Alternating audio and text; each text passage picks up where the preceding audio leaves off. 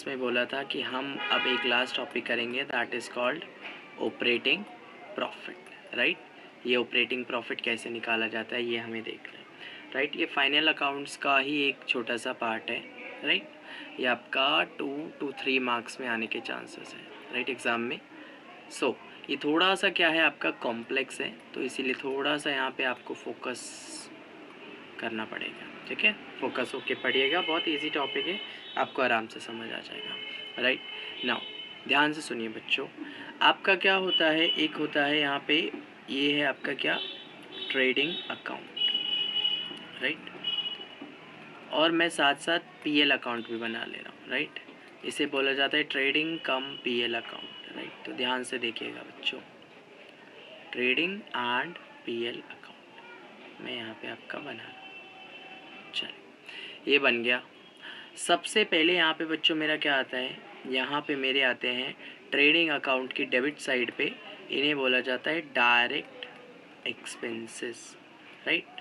इन्हें क्या बोला जाता है, डायरेक्ट एक्सपेंसेस, या फिर इनका दूसरा नाम क्या होता है, cost of goods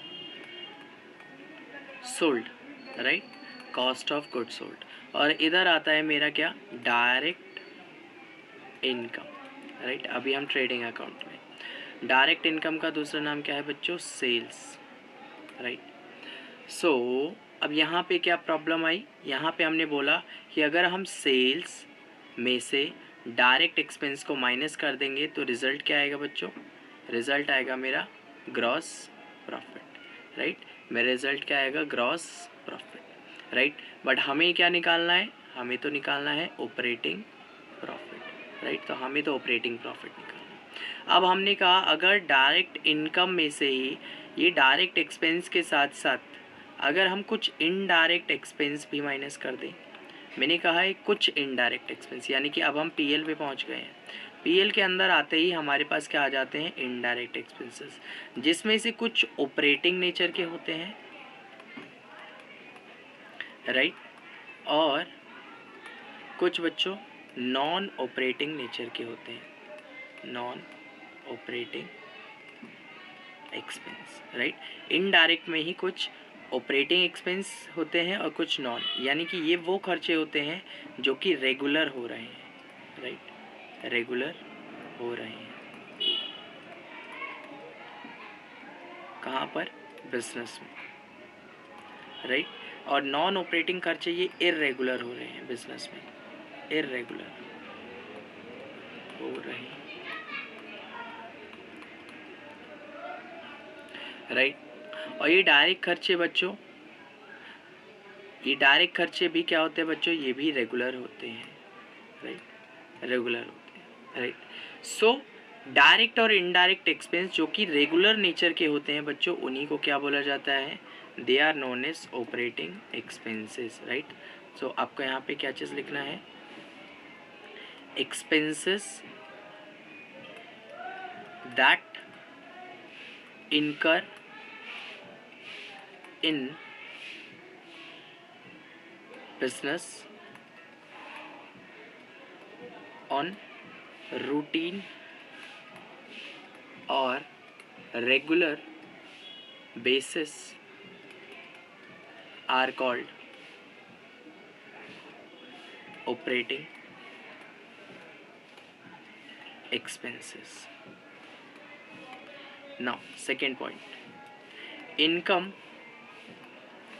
that held in business on routine or regular basis are called operating income, right, and implies sales, एक ही ऑपरेटिंग इनकम होती है आपकी, राइट। सो अगर हमें क्या निकालना है बच्चों, अब हमें यहाँ पे क्वेश्चन बोल रहा है कि आप क्या निकाल के दो, आप हमें ऑपरेटिंग प्रॉफिट निकाल के दो, ऑपरेटिंग प्रॉफिट निकाल के दो। तो ऑपरेटिंग प्रॉफिट कैसे आएगा, operating income minus operating expenses, right. So अब यहाँ पे नेक्स्ट चीज़ क्या आई बच्चों, यहाँ पे नेक्स्ट चीज़ आई कि क्वेश्चन आपसे बोल रहा है कि ऑपरेटिंग इनकम क्या है। तो हमने कहा एक ही ऑपरेटिंग इनकम होती है जो कि है सेल्स, उसमें से हमें माइनस क्या करना है, ऑपरेटिंग एक्सपेंस। तो मैंने कहा ऑपरेटिंग एक्सपेंस देखो कौन कौन सी है, एक तो आपकी ये ट्रेडिंग की डेबिट साइड वाली डायरेक्ट एक्सपेंस, और इनडायरेक्ट का केवल ऑपरेटिंग एक्सपेंस, राइट। सो अब हमने कहा कि टोटल ऑपरेटिंग एक्सपेंस दो नाम से होते हैं, राइट। टोटल एक्सपेंस दो नाम से होते हैं ऑपरेटिंग के, राइट। पहला जो ट्रेडिंग वाला यानी कि COGS, राइट। और एक और माइनस क्या करना है बच्चों आपको इसमें से, और क्या माइनस करना है, ऑपरेटिंग एक्सपेंस, राइट। कहाँ वाले बच्चों, ये आपके PL वाले ऑपरेटिंग एक्सपेंस है, राइट। सो ये है ट्रेडिंग वाला ऑपरेटिंग एक्सपेंस, ये है PL वाला ऑपरेटिंग एक्सपेंस, यानी कि ये दोनों ही खर्चे बिजनेस में रेगुलर हो रहे हैं, राइट। तो अगर हम सेल्स में से इन दोनों को माइनस कर देते हैं तो हमें जो रिजल्ट मिलेगा that is of your operating profit, right. So हमने कहा ठीक है ऑपरेटिंग प्रॉफिट तो समझ आ गया, बट अगर इस सेल्स में से हमने COGS को माइनस किया तो हमें क्या मिलता है बच्चों, हमें मिलता है ग्रॉस प्रॉफिट।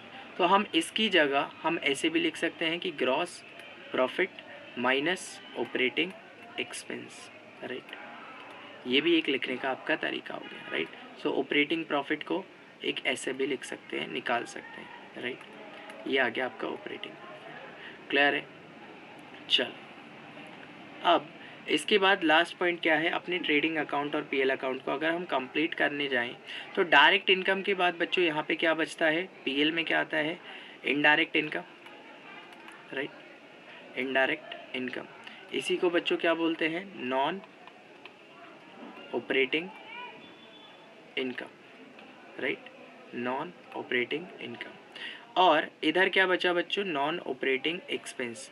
तो अगर हम एक्सपेंस साइड पे ही और एक्सपेंस को जोड़ दें और इनकम साइड पे और इनकम को जोड़ दें, सो आ जाओ यहाँ पे।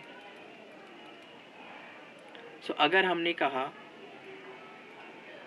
कहा कि हमारे पास डायरेक्ट साइड पे, क्रेडिट साइड पे हमारे पास इनकम में से क्या क्या चीज़ है, सेल्स, ये डायरेक्ट इनकम यानी कि ऑपरेटिंग इनकम, और दूसरी क्या है, अगर हम इसमें नॉन ऑपरेटिंग इनकम को जोड़ दें, नॉन ऑपरेटिंग इनकम, तो हमारे पास क्या आ गई बच्चों, अब हमारे पास हमारे बिजनेस की टोटल इनकम आ गई है। अब डेबिट साइड पे हम इसमें से सारे खर्चे, एक तो ट्रेडिंग वाले जिनको COGS बोलते हैं, राइट। उसके बाद इनडायरेक्ट एक्सपेंस को दो कैटेगरी में बांटा गया, एक ऑपरेटिंग एक्सपेंस, राइट, और दूसरा क्या है, minus non operating expense, right. अब बच्चों ध्यान दो, ठीक है।